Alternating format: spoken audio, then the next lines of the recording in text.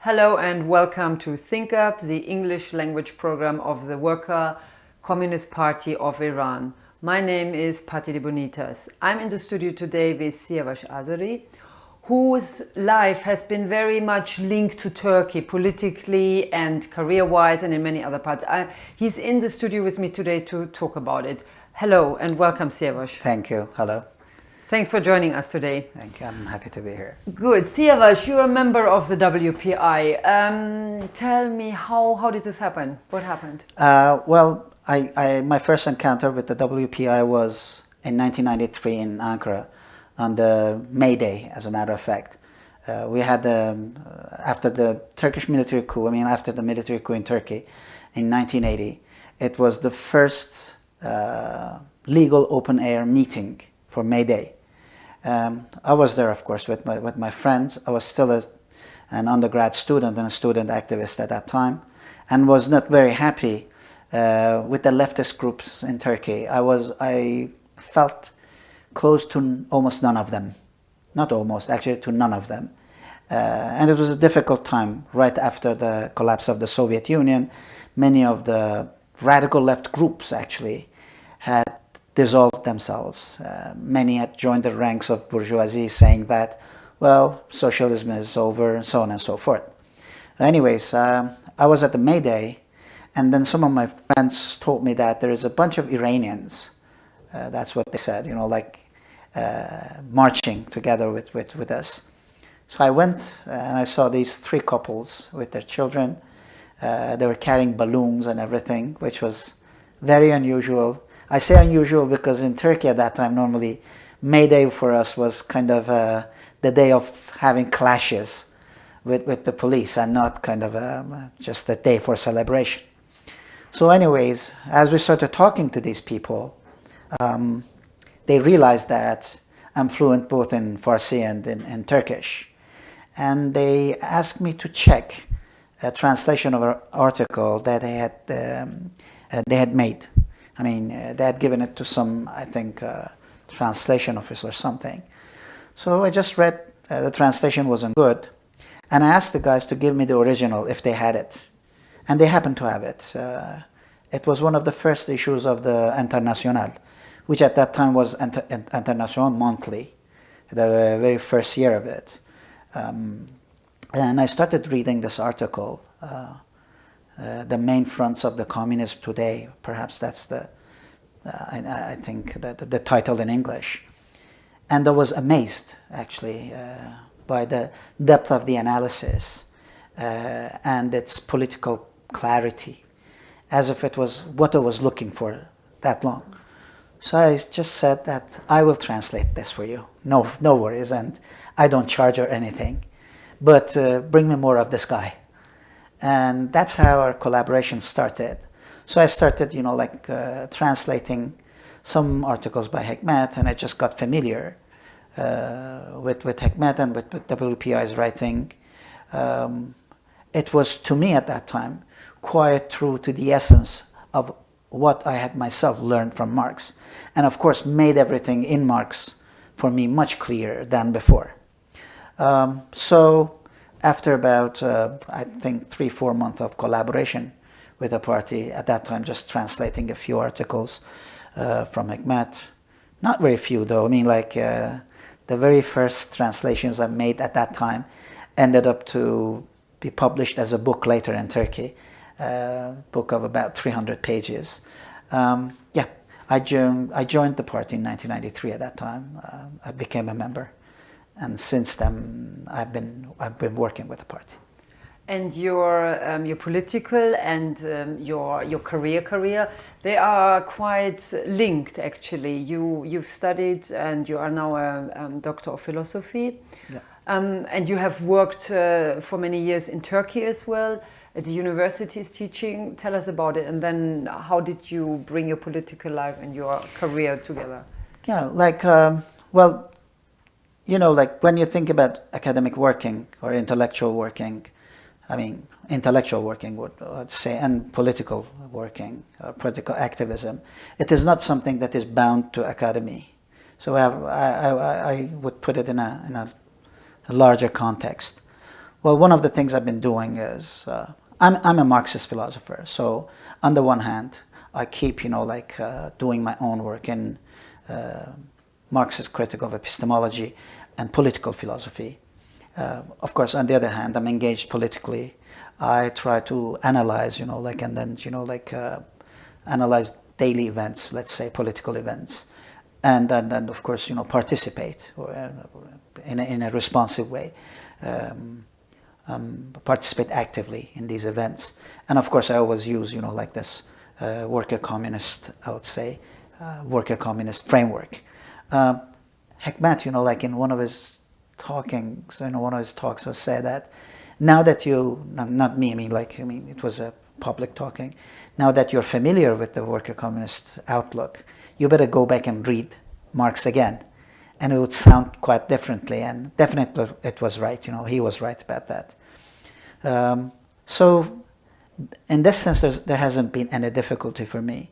One of the things I've been doing is I kept on actually translating a lot of works of Hekmat into Turkish and some of them into English, and introduced actually Hekmat and Worker Communist Party to Turkish readers, to Turkish audience. And not only Hekmat, actually, works of Taqwai, of Ibrahimi and others. And like even our communiques about, let's say, May Day or, big events internationally, so on and so forth. And I would say that, the worker communist movement and the Worker Communist Party of Iran is quite well known right now in Turkey, so that, serious radical political groups and journals, they always, contact us, ask us about, our opinion about even events that are going on in Turkey, Turkish events, so to say. So this is one part of what I've been doing. The other part, of course, is what I did or have been doing at school. I started teaching in 2013 in Turkey at a university. And I had the opportunity actually to teach courses on Marxism and Marx. In a fourth-year class, a 15-week class, that was titled Marxism and Critical Philosophy. For instance, I had the students read Marx himself for 12 weeks. And then the last 3 weeks I had, I introduced them contemporary, debates about Marx. And that's where I just also, introduced Hekmat into the curriculum there. And the students, they really enjoyed reading his work. Actually, I even remember what we read. It was, I had two articles of him that both are available in Turkish. One is the state at revolutionary periods, and the other one is can communism win in Iran, which is quite good, so they read, and there was a third one as well. That was the first seminar of worker communism, because I wanted the students to know what is going on. So yeah, I had Hekmat alongside other, interpreters. And then you actually, you formed a group? Yes, following a graduate class that I had on Marx's Capital, where we studied Capital Volume 1, actually it was kind of a mutual agreement between me and my students who were following all these courses. We formed an unofficial reading group where we would study, both Marxist and non-Marxist literature. We studied Hegel's phenomenology. We studied Lenin's State and Revolution, even Plekhanov, just to get familiar, have my students familiar with all these things. And of course, our interpretation, my interpretation was as the one that was in charge of the group, was, to interpret all these texts from the worker communist stance and from Mansur Hekmat's stance. And I think it quite went well. Students were happy about that as well. And then, I mean, you said the WPI is fairly well known now in Turkey. Yeah, I mean, it's quite well known, I think, and I also believe that it is quite well known internationally as well, not only in the political scene. You know, like, again, one of the things I've been trying to do recently, I mean, in the last years, I have published quite a number of academic articles that would introduce our interpretation, I mean, like the worker communist interpretation of the events, our political view, into Marxist academic debates. And I believe that so far they have been quite well received. I have published articles in like well-known academic journals, such as the Critic, for instance, and Science and Society, and you know, like in particular focusing on contemporary events, like in the Middle East, in Turkey, like the Gezi uprising, the coup attempt in Turkey, like the failed coup attempt, you know, like the phenomenon of ISIS. And of course, you know, like these are supposedly academic, you know, like analysis. Definitely they are, but I mostly rely on, you know, what Hekmat and Tagbai has written politically and theoretically on this. So, and your academic career was also very much influenced by recent events in Turkey.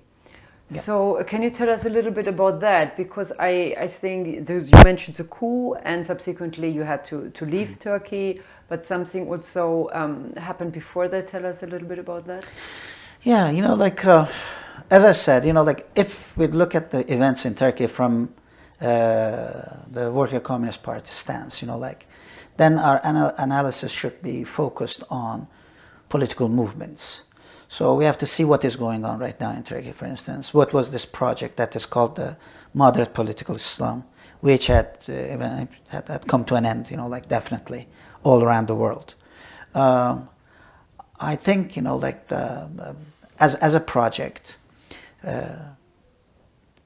Moderate Political Islam was the international bourgeoisie's response to this administrative and political crisis it was facing. It was supposed to be the model, actually, for the Islam-ridden countries. And the pioneer of this supposed to be Erdogan. But things did not went well, you know, like the Arab revolutions and, you know, like the stance of political Islamic movements at that time against the revolution and the efforts to hijack the revolution, for instance, in Tunisia and in Egypt. It betrayed political Islam. Also, you know, like, I mean, the atrocities of ISIS, alongside, of course, you know, like the 40-year-long atrocities of the Islamic Republic, that is now well known to all people. But specifically, if we talk about Turkey, I think the first nail to the coffin of political Islam was the Gezi uprising. That was, you know, like the outburst of social opposition against, you know, like the Islamist intervention in the lives of people and against the efforts to Islamize the country. Turkey proved itself that it would resist, the Turkish people, I mean, people in Turkey. They proved themselves to be, that they would resist. And they would resist against this Islamization, that they still hope for a better life, so on and so forth. So I would say that it was the intensification of social movement, I mean, like of class struggle, if we use, you know, like the very classical Marxist term, that also amounted in the collapse of political Islam in Turkey. That a showcase of which is the clash between two formerly allied factions of political Islam, the Gülenist movement and the Erdogan's own AKP. Which, so since the coup 2016, there have been many changes in Turkey, and there has been a crushing, I would say, of many different factions inside Turkey, and you are sort of somebody who's on the receiving end of this one. Yep. Of what happened to you? Well, first, something about the coup and, like its impact on society. Objectively speaking, as I said, the very coup, which was not a classical military coup, it was a confrontation between two factions. It was an armed confrontation between two factions of political Islam. If you want to have a coup, you try to do it on a Sunday night, at 3 o'clock in the morning when people are not on the streets, not Friday at 8:30. I'm not saying that it was not an attempt. It was. But, as I said, it was not a classical coup. So what it tells, objectively, I think, the coup weakened political Islamic movement in Turkey. WPI actually published a communique right after the coup about Turkey. And I think it has been the best analysis of what was going on.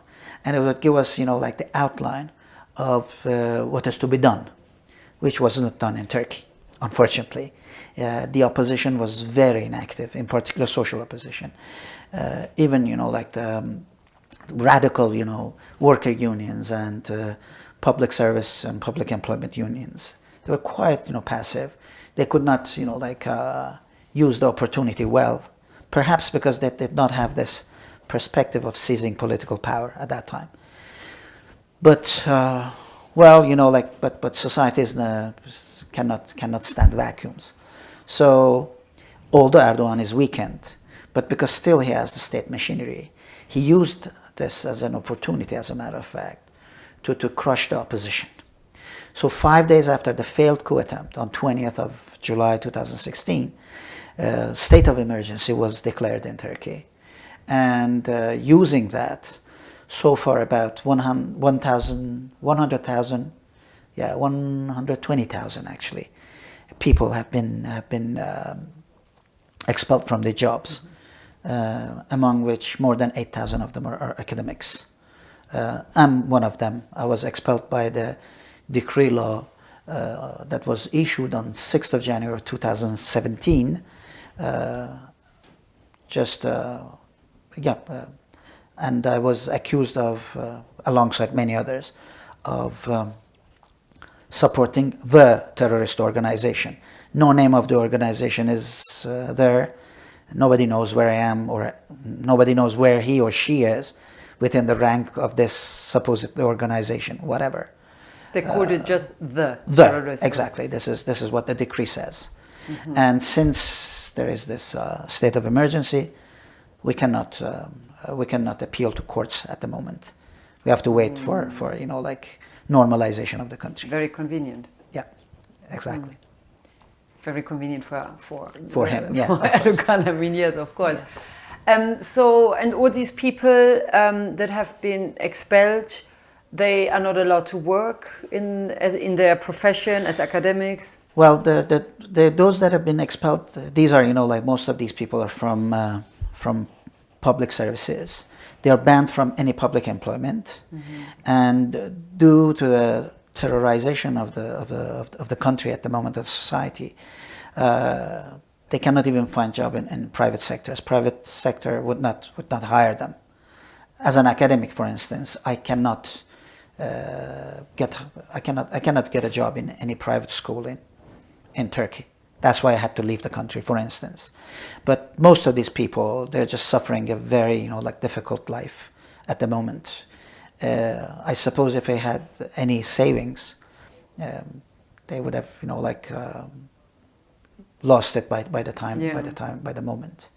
And Erdogan's regime and his advisors and administration have been quite I say open about this. Say that these people, when you ask them what should these people do, they say that they can go and just bite the trees. That's what they say. But I think definitely again, when you look at the society from the point of view of social movements, things will be changing for better, definitely. Siyaves, thank you so much for joining us today. Thank you. This was Think Up, the English language program of WPI. Until next time, goodbye.